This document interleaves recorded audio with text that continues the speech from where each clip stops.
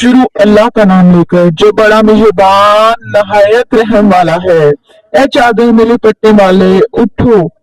اب خبردار کرنے لگو اور اپنے پروردگار کی بڑائی بیان کرو اور اپنے پڑے پاک رکھو اور شرک کی گندگی سے تو الگ ہی رہو۔ اے نیت سے احسان نہ کرو کہ اس کے زیادہ خواہاں ہو، اپنے پروردگار کی خاطر صبر کرتے رہو، پھر جب سور پھونکا جائے گا تو وہ دن مشکل کا ہوگا، یعنی کافروں پر آسان نہ ہوگا۔ مجھے اس شخص سے سمجھ لینے دو جس نے مجھے اکیلا پیدا کیا اور میں اس سے بہت سنبھال دیا اور ہر وقت حاضر رہنے والے بیٹے دیے اور اس کو ہر طرح کا سنبھالنے میں وسعت دی۔ پھر بھی لالچ رکھتا ہے کہ میں اوروں سے زیادہ دوں، ایسا ہرگز نہیں ہوگا۔ یہ ہماری آیتوں کا بڑا مخالف رہا ہے، میں اس کو ایک بڑی چڑھائی چڑھاؤں گا۔ اس نے غور و فکر کیا اور ایک بات ٹھہرا لی، یہ مارا جائے گا، اس کیسے کی تجویز کی، اور پھر یہ مارا جائے کہ اس نے کیسی تجویز کی، پھر اس کو نگاہ کی، پھر ٹیبری چڑھائی اور منہ بگاڑا، پھر پیٹ پہ چلا اور تکبر کیا، پھر کہنے لگا یہ تو جادو ہے جو پہلے لوگوں سے برابر ہوتا آیا ہے، پھر بولا یہ اللہ کا کلام نہیں بلکہ بشر کا کلام ہے، میں عنقریب اس کو سکر میں داخل کروں گا، اور تم سمجھتے ہو سکر کیا ہے؟ وہ ایسی آگ ہے جو نہ باقی رکھے گی اور نہ چھوڑے گی، اور بدن کو جھلس کر سیاہ کر دے گی۔ اس پر 19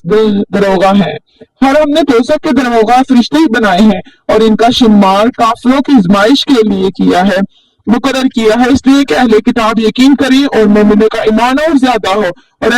اہل کتاب اور مومن شک نہ لائیں، اور اس لیے کہ جن لوگوں کے دلوں میں نفاق کا روگ ہے اور جو کافر ہیں، کہیں کہ اس کے مثال کے بیان کرنے سے اللہ کا مقصود کیا ہے۔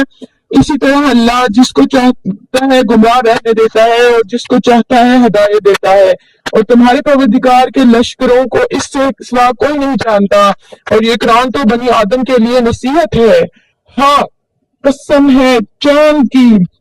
اور رات کی جب رخصت ہونے لگے اور صبح کی جب روشن ہو جائے کہ وہ آگ ایک بہت بڑی آفت ہے انسان کے لیے ڈر کی چیز، یعنی اس شخص کے لیے جو تم سے آگے بڑھنا چاہے یا پیچھے رہنا چاہے۔ ہر شخص اپنے کرتوتوں کے باعث گرفتار ہوگا، مگر داہنی طرف والے نیک لوگ جنتوں میں ہوں گے اور پوچھتے ہوں گے، یعنی آگ میں جلنے والے گناہ گاروں سے، کہ تم دوزخ میں کیوں پڑے؟ وہ جواب دیں گے ہم نمازیوں میں شامل نہ ہوئے اور نہ ہم فقیروں کو کھانا کھلاتے تھے، ہم بحث کرنے والوں کے ساتھ مل کر بحث کرتے تھے اور روزے جزا کو جھٹلاتے تھے، پھر یہاں تک کہ ہمیں موت آ گئی۔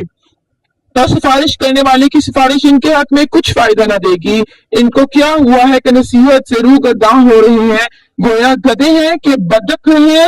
جاتے ہیں جو شیر سے ڈر کر بھاگ جاتے ہیں۔ اصل یہ ہے کہ ان میں ہر شخص یہ چاہتا ہے کہ اس پاس کھلی ہوئی کتاب آئے، ایسا ہرگز نہیں ہوگا۔ حقیقت یہ ہے کہ ان کو آخرت کا خوف ہی نہیں۔ کچھ شک نہیں کہ یہ قرآن نصیحت ہے، جو تو چاہے اسے یاد رکھے، اور جو یاد بھی تبھی رکھیں گے جب اللہ چاہے، وہی اس لائق ہے کہ اس سے ڈرا جائے اور وہی معاف کرنے